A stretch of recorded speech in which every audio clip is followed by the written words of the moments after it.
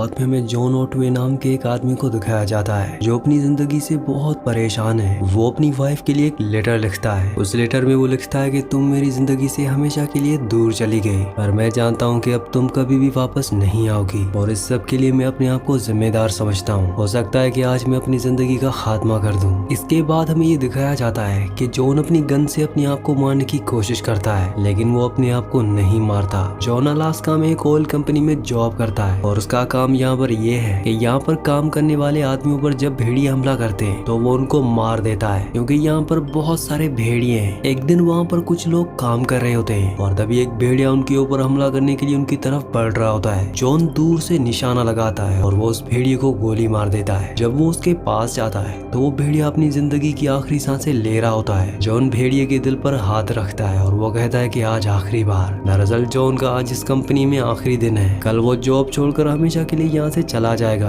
अगले दिन जॉन अपने कुछ काम करने वाले साथियों के साथ प्लेन में बैठकर यहाँ से जा रहा होता है और जब उनका प्लेन अलास्का के बीचों बीच होता है तो इनका प्लेन क्रैश हो जाता है और अब ये सब के सब अलास्का के सुनसान इलाके में फंस चुके हैं, जहाँ पर चारों तरफ बर्फ ही बर्फ है और उतनी ज्यादा ठंड है कि शायद इनकी जान ठंड से ही चली जाए। इस प्लेन क्रैश में इनका एक साथी इनके सामने मर जाता है। जॉन सबको बोलता है कि हमें आग जलानी होगी, आज रात हम यहीं पर रहेंगे और कल सुबह यहाँ से आगे का सफर तय करेंगे, क्योंकि यहाँ पर हमें कोई भी ढूंढने आने वाला नहीं है और अगर वो आना भी चाहे तो भी वो हमें यहाँ पर ढूंढ नहीं पाएंगे। रात को ये सब आग जलाने का इंतजाम करते हैं और जब ये आग जला रहे होते हैं तभी एक भेड़िया जॉन के ऊपर हमला कर देता है और उसके पैर को जख्मी कर देता है। जॉन समझ जाता है कि ये सब के सब भेड़ियों के इलाके में है, शायद ये ठंड से तो बच जाएं, लेकिन ये भेड़िए इन्हें कभी नहीं छोड़ेंगे क्योंकि ये बहुत खतरनाक होते हैं। जॉन यहाँ पर बच गए सभी लोगों को बोलता है कि आसपास जितनी भी लाशें हैं उन सब लाशों को हमें यहाँ से हटाना होगा। भेड़िए हवा में भी खून सूंघ सकते हैं और उन्हें ये भी एहसास है कि हम सब यहाँ पर जख्मी हैं। इसके बाद ये सब के सब लाशें हटाना शुरू कर देते हैं और रात को जब ये सब आग के चारों तरफ बैठे होते हैं तब जॉन को एहसास होता है कि उसके चारों तरफ कुछ है।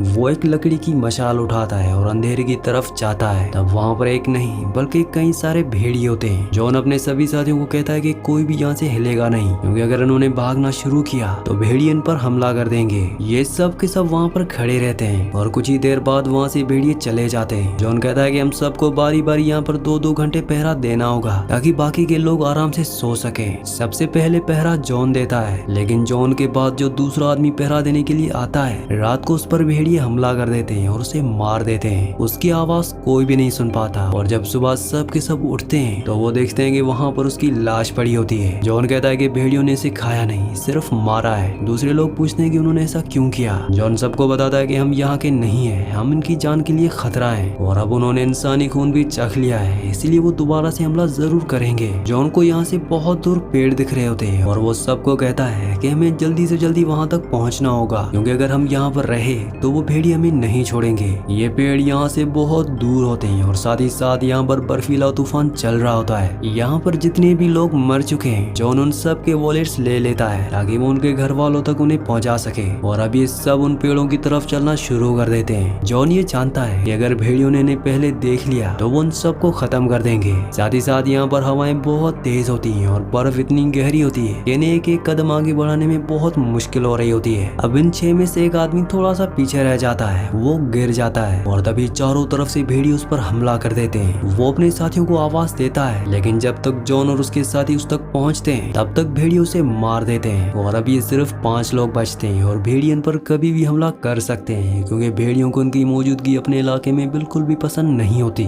सबके सब जॉन को बोलते हैं कि हमें वहीं प्लेन के पास रुकना चाहिए था, वहाँ पर हम सब सेफ थे और हमें पता भी नहीं है कि यहाँ से पेड़ कितनी दूर है। लेकिन अब ये सब के सब आगे बढ़ते चले जा रहे होते हैं। धीरे धीरे शाम हो जाती है और तब ये देखते हैं कि भेड़िए इनकी तरफ भागते चले आ रहे हैं। ये सब के सब नीचे की तरफ भागना शुरू कर देते हैं और ये पांचों के पांचों जैसे तैसे करके उन पेड़ों तक पहुंच जाते हैं। ये जल्दी से अपने चारों तरफ आग जला लेते हैं ताकि भेड़िए इन पर हमला ना करें। जॉन सबके लिए एक एक स्टिक बनाता है जिसके आगे वो कारतूस लगा देता है और वो कहता है कि जब भेड़िए बहुत नजदीक हो तो उससे उन पर हमला करना, वो भाग जाएंगे, ये जरूर काम करेगा। इनके साथ एक आदमी होता है जिसका नाम डियास है और वो उसकी बात पर यकीन नहीं करता। दरअसल उसे जॉन की किसी भी बात पर यकीन नहीं होता और वो शुरू से जॉन को क्रिटिसाइज कर रहा होता है। वो कहता है कि तुम्हारी वजह से हमारा एक साथी मर गया, हमें वहीं ऊपर रहना चाहिए था। जॉन को वो उल्टा सीधा कहना शुरू कर देता है और इन दोनों के बीच में आर्ग्यूमेंट्स होना शुरू हो जाते हैं। तब डियाज अपना चाकू निकालता है और वो जॉन पर हमला कर देता है, लेकिन जॉन उसे जमीन पर गिराकर पूरी तरह से कंट्रोल कर लेता है। और तब ये देखते हैं कि इनके सामने एक भेड़िया होता है। ये सब के सब एक साथ खड़े हो जाते हैं और वो भेड़िया सिर्फ इन्हें देख रहा होता है। काफी देर तक देखने के बाद वो भेड़िया वहाँ से चुपचाप चला जाता है। जॉन बताता है कि इनके जो साथी हैं उन्होंने ही इसे यहाँ पर भेजा था। दरअसल भेड़िया हमेशा झुंड में शिकार करते हैं और उनका माइंड बहुत शार्प होता है। इसके बाद ये सब के सब आग के चारों तरफ बैठे हुए होते हैं। तभी एक भेड़िया आके डियाज के ऊपर हमला कर देता है, लेकिन ये सब मिलकर भेड़िए को मार देते हैं और अब इनके पास खाना भी है। अब जब ये उस भेड़िए को पका रहे होते हैं तभी चारों तरफ से भेड़ियों की आवाजें आना शुरू हो जाती हैं, क्योंकि इन्होंने उनके एक साथी को मारा है। जॉन समझ जाता है कि अब वो भेड़िए इन्हें नहीं छोड़ेंगे। वो कहता है कि हमें अभी के अभी यहाँ से निकलना होगा और ये पांचों के पांचों हाथों में मशाल लेकर यहाँ से आगे बढ़ना शुरू कर देते हैं। यहाँ पर बहुत अंधेरा है, लेकिन इनके पास अब कोई रास्ता नहीं है। पर ये सब बहुत दूर तक नहीं जा पाते हैं, क्योंकि इन्हीं में से एक आदमी जिसका नाम जैक्सन है उसकी तबीयत खराब होना शुरू हो जाती है और इन सबको रुकना पड़ता है। वहाँ पर भेड़िए इन पर सिर्फ सामने से हमला कर सकते हैं, जबकि इससे पहले जहाँ ये रुके थे वहाँ पर चारों तरफ खुला एरिया था। ये यहाँ पर आग जला लेते हैं और इन सबको पता है कि इनमें से कभी भी कोई भी इस दुनिया को छोड़कर चला जाएगा, इसीलिए ये सब अपनी अपनी फैमिली को याद करते हैं। और तभी आसमान में बादल गरजना शुरू हो जाते हैं। जॉन कहता है कि बर्फीला तूफान शुरू होने वाला है और अगर तूफान आया तो आग बुझ जाएगी और हो सकता है कि भेड़िए ने ना भी मारे तो ये ठंड से मर जाएं। और कुछ देर बाद यहाँ पर तूफान शुरू हो जाता है। इनकी आग बुझ जाती है और जब सुबह जॉन की आंख खुलती है तो वो देखता है कि जैक्सन जिसकी तबीयत बहुत खराब थी वो बिल्कुल फ्रीज हो चुका होता है। जॉन उसे उठाने की बहुत कोशिश करता है, लेकिन अब जैक्सन की मौत हो चुकी है और बाकी के जो लोग होते हैं उनकी हालत भी काफी ज्यादा बुरी होती है। जॉन वहाँ पर आग जलाता है और कुछ देर बाद जब पूरी तरह तूफान थम जाता है तो ये सब के सब यहाँ से आगे बढ़ने के लिए तैयार हो जाते हैं। और तभी जॉन को वहाँ पर एक कटा हुआ पेड़ दिखता है जिस पर एक निशान होता है। जॉन कहता है कि मैं इस निशान को पहचानता हूँ, यहाँ पर जितने भी पेड़ हैं उन सबको काउंट किया जाता है, मतलब कि गवर्नमेंट इन सब का हिसाब अपने पास रखती है। और तभी इन्हें यहाँ पानी की आवाज भी आती है। जब ये पानी की आवाज की तरफ जाते हैं तो ये देखते हैं कि इनके बीच और जो आगे रास्ता है उसके बीच में एक बहुत गहरी खाई है, मतलब कि अब ये यहाँ से आगे नहीं जा सकती और ये खाई इतनी गहरी होती है कि ये इसे पार नहीं कर सकती और पीछे भी इनके पास जाने का कोई रास्ता नहीं है। जॉन अपने तीनों साथियों से कहता है कि देखो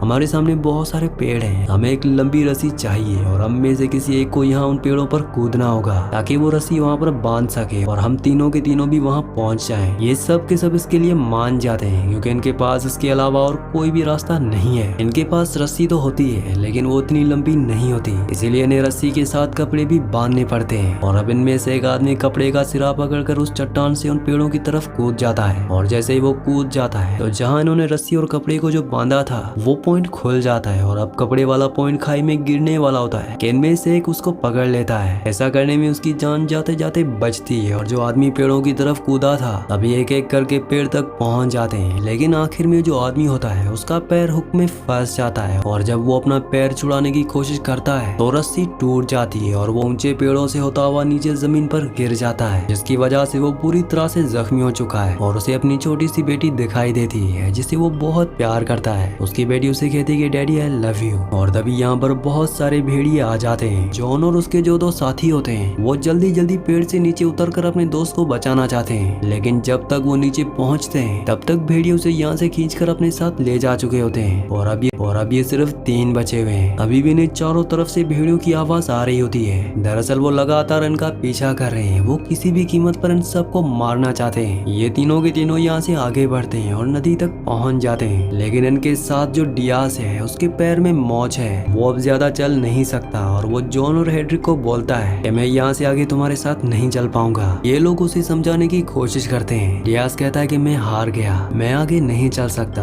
क्योंकि उसके पैर में बहुत ज्यादा दर्द हो रहा होता है। डियास इन दोनों को कहता है कि वैसे भी वापस जाकर मैं क्या करूंगा, वहाँ पर मेरा कोई भी इंतजार नहीं कर रहा, मैं पूरा दिन बार में पड़ा रहूंगा, रात भर दारू पीऊंगा, इससे बेहतर जगह और कोई हो ही नहीं सकती। दरअसल डियास ने अपनी मौत को एक्सेप्ट कर लिया है, इसलिए वो अपनी जिंदगी की आखिरी सांसें इन खूबसूरत वादियों के बीच में लेना चाहता है। जॉन और हेनरिक भी उसे उसकी किस्मत पर छोड़कर यहाँ से चले जाते हैं। ये दोनों नदी के किनारे आगे बढ़ रहे होते हैं और तभी वो देखते हैं कि उनकी तरफ भेड़िए भागते हुए आ रहे हैं और तभी हेनरिक झील में गिर जाता है। झील का बहाव बहुत ही तेज होता है और हेनरिक उसमें बहता ही चला जाता है। जॉन उसे बचाने के लिए नदी में कूद जाता है। हेनरिक सामने एक पेड़ से टकराता है जो कि नदी में गिरा होता है और उसका पैर नीचे फंस जाता है। वो पानी के अंदर है। वहाँ पर जॉन पहुंच जाता है। वो अपने मुंह से सांस भर के उसके मुंह के अंदर डालता है। वो कहता है कि तुम हिम्मत मत हारना, मैं तुम्हें यहाँ से निकाल लूंगा। जॉन उसे निकालने की बहुत कोशिश करता है लेकिन वो हेनरिक को निकाल नहीं पाता और हेनरिक की भी मौत हो जाती है। अब जॉन अकेला बचा हुआ है। वो पूरी तरह से मायूस हो जाता है क्योंकि वो बहुत थक चुका है और वो आसमान की तरफ गॉड को देखते हुए कहता है कि मैं मजबूर हूँ, लाचार हूँ, तुम मेरी मदद करते क्यों नहीं, मुझे अपना एहसास कराओ। लेकिन उसे कुछ भी एहसास नहीं होता और जॉन कहता है कि मुझे अपनी मदद खुद ही करनी पड़ेगी और अब वो अकेला यहाँ से आगे का सफर पूरा करता है। पर वो बहुत ज्यादा दूर नहीं जा पाता क्योंकि उसे हाइपोथर्मिया हो जाता है और वो वहीं पर एक जगह बैठ जाता है। उसके पास जितने भी वॉलेट्स होते हैं वो सब वॉलेट्स निकालता है। ये उन लोगों के वॉलेट्स हैं जो मर चुके हैं। वो उन सब के वॉलेट्स खोलकर देखता है, उनमें उनकी फैमिलीज की फोटोज होती हैं और तभी वो अपने चारों तरफ देखता है कि यहाँ पर अब भेड़िए आ चुके हैं। वो उसे मारना चाहते हैं और उसके बाद वो अपना वॉलेट निकालता है। तो उसके वॉलेट में उसकी वाइफ की फोटो होती है और उसे अपनी वाइफ अपने सामने दिखती है। वो उसे कहती है कि तुम कभी भी हिम्मत मत हारना।